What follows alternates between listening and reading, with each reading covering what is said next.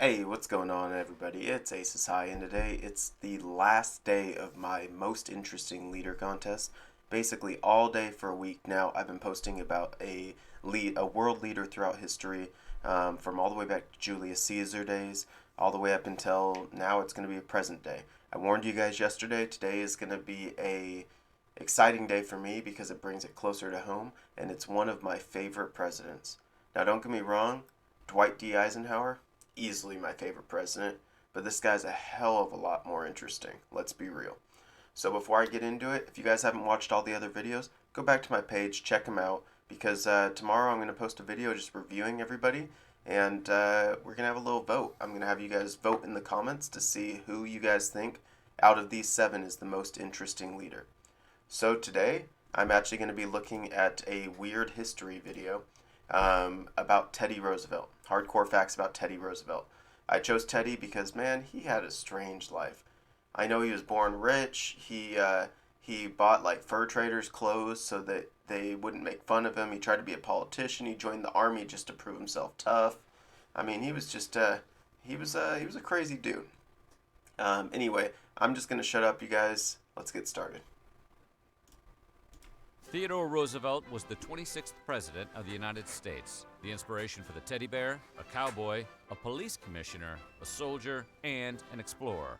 But most of all, he was an all-around badass.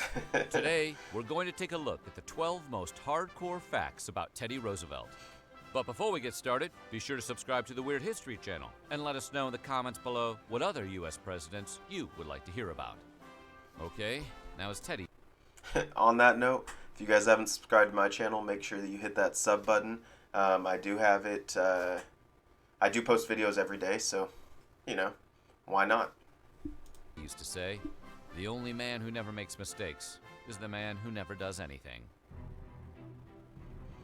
It's a good saying. When Teddy Roosevelt was young, he would often have asthma attacks. To clear his lungs, his father, Theodore Sr., would take him on carriage rides. Young TR also had bad eyesight, and it was when he realized he couldn't see a shooting target that his father gave him his now iconic glasses. When his illnesses prevented him from keeping up with other children of his age, his father would say to him, "You have the mind, but you have not the body. You must make your body." Taking the advice to heart, young TR engaged in all types of athletic activity, including things like hiking and hunting. It was at this point that he started living what he would later call a strenuous life.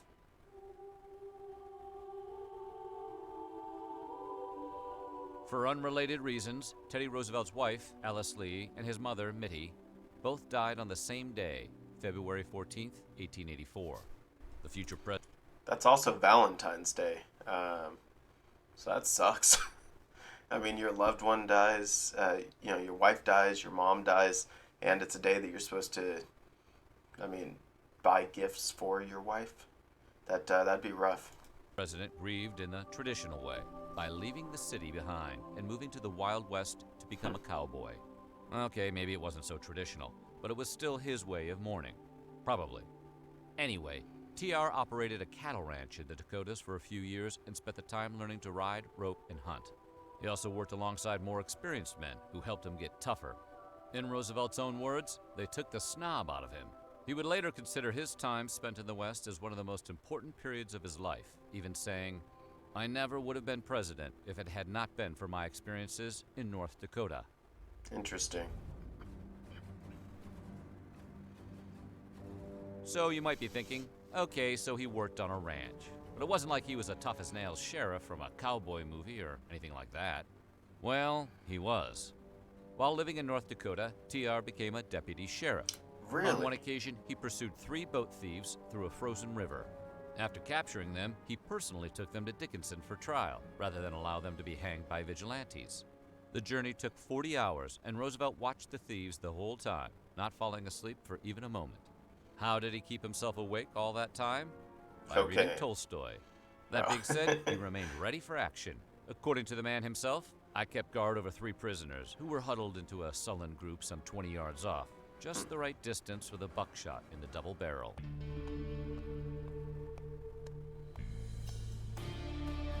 So Teddy Roosevelt may have been like a cowboy right out of a John Wayne movie, It's not like he was also a 19th century Eliot Ness. That'd be crazy, right?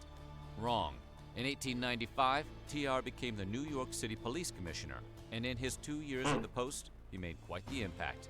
He fired the I police actually chief. didn't know that. He took on political bosses, fought corruption, and created what would become the basis for the modern-day police academy. Teddy also That's incredible. Like, I didn't know any of this. I already respected the guy a lot. made a habit of going on walks in the middle of the night, in disguise, to check that his officers were on duty. His secret midnight walks were so successful that journalists began to follow him everywhere, which naturally made the secret walks a whole lot less secret. He didn't care. He was having a blast, telling reporters, "These midnight rambles are great fun."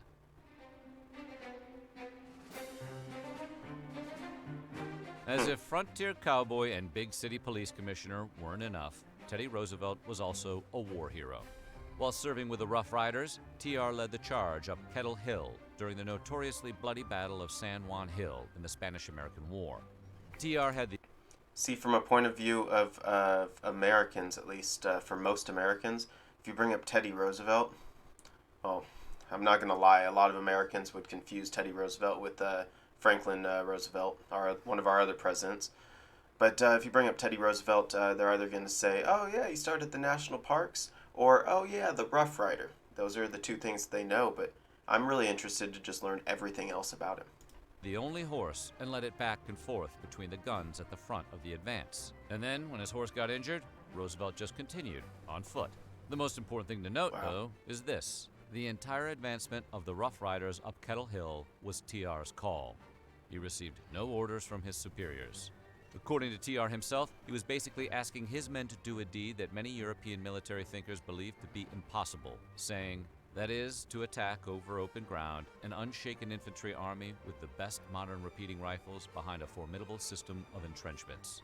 As you might imagine, the men weren't too enthused about the whole thing, at least until they heard Roosevelt was going with them.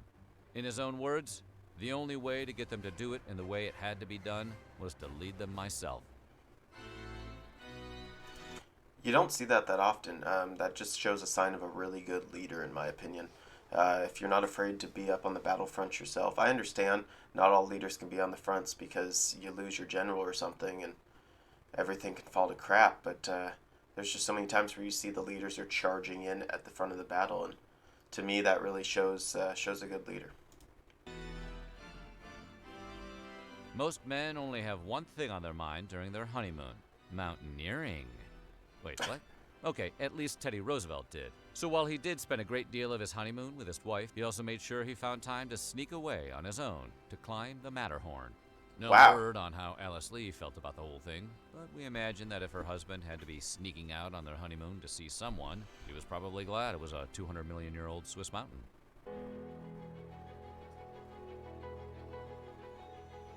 Presidents do a lot of kooky stuff, but you rarely see one naked in public. However, during his time as president, TR on more than one occasion went skinny dipping in the Potomac. For what it's worth, this was allegedly all part of his strenuous life ethos. He was always moving, always active, and for whatever reason... Holy crap, did you guys see that? Dude, he's riding on a moose. I know this guy's badass, but Jesus Christ, dude.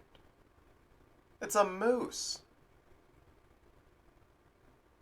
Yo, I was looking at my analytics recently, and it's like 2% of my viewers are from Canada. It's a moose. Like, oh my god. Does anybody actually ride moose up there? Let me know. He was always moving, always active, and for whatever reason, he'd often take soldiers, foreign dignitaries, and diplomats on naked swims with him. He also took them on hikes. And no, not naked hikes, just plain old regular clothed hikes.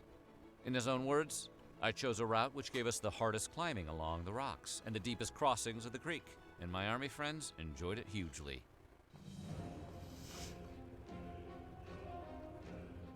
After being bullied as a child, TR took up boxing and continued with it through college at Harvard. And he wasn't the type to let a little thing like becoming president stop him from boxing. He would often box during his time in the Oval Office. That is, until he was blinded in one eye. According to Roosevelt, I had to abandon boxing as well as wrestling, for in one bout, a young captain of artillery cross-countered me on the eye, and the sight has been dim ever since. Accordingly, I thought it better to acknowledge that I had become an elderly man and would have to stop boxing. In case you were worried this meant he was slowing down, know that the next sentence he wrote was, I then took up jiu-jitsu.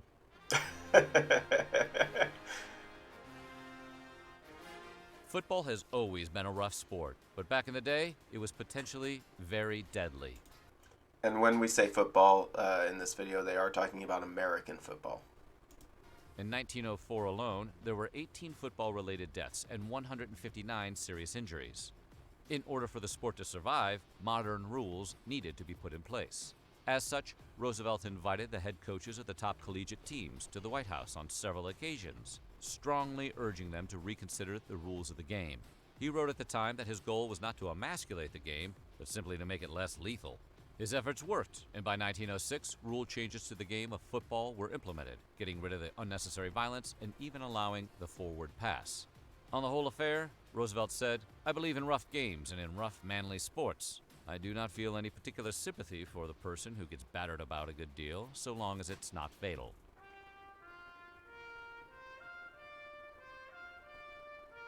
In 1909, Teddy became the youngest ex-president in American history, and he was ready for his next adventure. While modern presidents usually go on book tours, that wasn't really TR's style. So only 3 weeks after his successor, Howard Taft, was sworn in, Roosevelt set off to East Africa to hunt big game. During his time in Africa, TR and his massive team collected over 20,000 specimens, including lions, warthogs, zebras, hyenas. 20,000? Listen, I'm not a hunter. I'm not against hunting. That's a whole nother story, and I'm not going to get into it. But 20,000, Jesus Christ. Don't you think that's a little bit overkill? And rhinos, which were eventually displayed at the Smithsonian. He also captured live animals, such as leopards, lions, eagles, and vultures, which were sent to the National Zoo. His post-presidency expedition lasted over a year. Yeah. This is actually a very famous speech.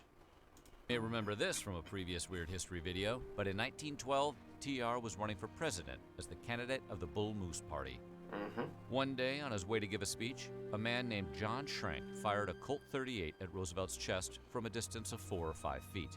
But Teddy miraculously survived, and not just because he was tough, he was lucky too. The bullet was slowed by the rolled-up speech and metal eyeglasses case in his jacket pocket. Instead of going to the hospital, TR insisted they continue on to the auditorium, where he delivered the speech for over an hour. At one point, when doctors tried to examine him, he had to address the crowd about it, saying, I shall ask you to be as quiet as possible. I don't know whether you fully understand that I have just been shot, but it takes more than that to kill a bull moose. So, fun note, this video, Weird History, I do know this, they said he was running already as part of the Bull Moose Party. That's not entirely true. He was running for president, but it was nicknamed the Bull Moose Party after this speech because that, as the doctors were examining him after he was shot, he said that line. I mean, it takes more than a bullet to kill a bull moose. So I mean, it was nicknamed the Bull Moose Party. That's where it got its name. And for those of you that don't know, it was like 52 pages or something. This speech folded 4 ways, so it was like 200 pages in his chest pocket. And the bullet hit right through there, and it still entered him, but it saved his life. After the speech, he went to the hospital, where doctors discovered the bullet was actually still lodged in his ribs. The bullet would remain inside him for the rest of his life.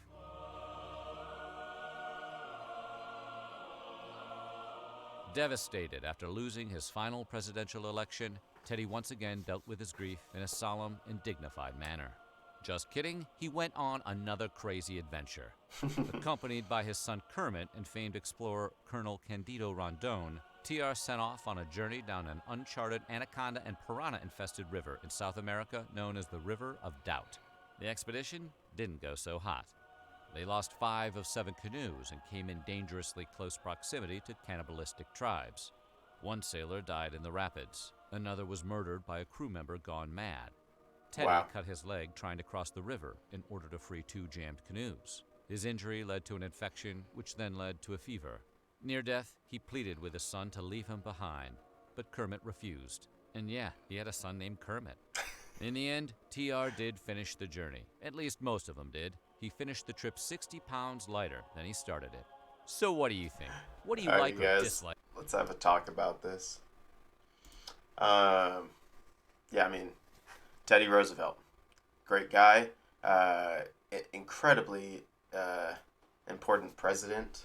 Um, yeah, I mean, what else can I say? Whoops. What else can I say about him? He's awesome. He's definitely one of my favorites. They didn't mention anything about national parks, but he was involved in that as well, including Yellowstone National Park. After seeing its beauty, he wanted to preserve it. He's just, in my opinion, he is probably the most interesting American president. And you know I had to finish with America. I mean, I'm American. It's just what I had to do. Anyway, I hope you guys enjoyed these 7 days of interesting leaders. Like I said, later on tonight or tomorrow morning, I'm going to post a video just kind of reviewing all seven, and I want you guys to write down in the comments who you think was actually the most interesting leader. And here in just a second, at the end of this video, it should be popping up right about now. I am actually going to have a link to that video, so you can just go straight over and you can vote if you'd like. Anyway, till next time. Hope you guys enjoyed it. Love y'all. This is Ace High, and I'm out.